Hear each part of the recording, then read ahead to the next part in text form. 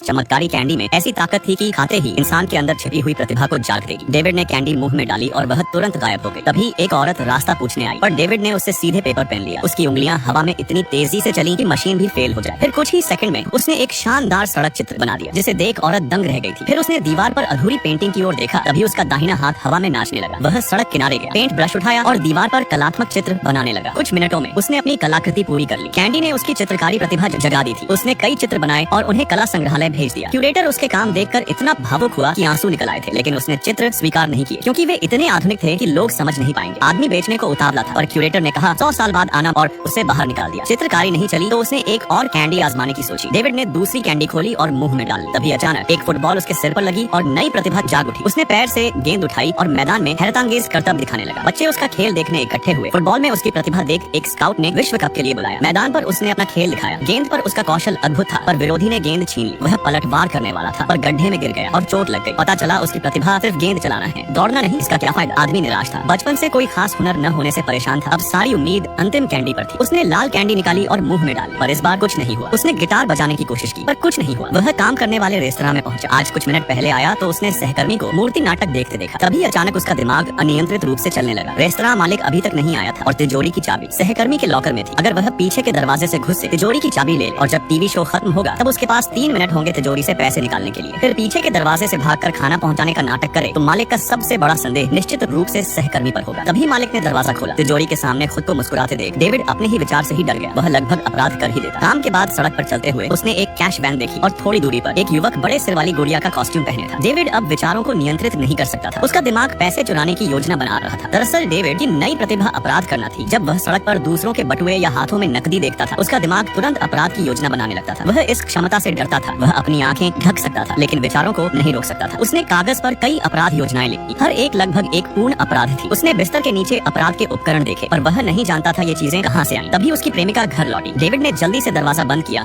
और जब प्रेमिका ने पूछा क्या हुआ है तो डेविड ने सीधे ब्रेकअप का प्रस्ताव रख दिया। उसने कहा उसके पास कोई प्रतिभा नहीं, वह उसे खुशी नहीं दे सकता। तभी प्रेमिका ने उसे फटकारा, कहा वह सिर्फ घर में छिपकर खुद पर तरस खाता है, एक कायर है। अचानक डेविड के मन में प्रेमिका को मारने के विचार आने लगे, जिसमें वो अपराध करके भी खुद को निर्दोष साबित कर देगा। डेविड कमरे से बाहर निकला और अनजाने में हंसने लगा, जिससे प्रेमिका डर गई थी। और तभी एक शव जमीन पर पड़ा मिला। पुलिस ने घटनास्थल को घेर लिया और जल्द ही एक जासूस अंदर आया और ये जासूस और कोई नहीं डेविड था। दरअसल उसने अपनी प्रतिभा का सही इस्तेमाल पुलिस की मदद करने में लगाई। डेविड एक प्रसिद्ध जासूस था जिसने 3 साल में पुलिस जगत में नाम कमाया। अपराधी मनोविज्ञान को उससे बेहतर कोई नहीं समझ सकता था। वो अब अपनी प्रेमिका से शादी कर बड़े घर में रहता है। हकलाने के बावजूद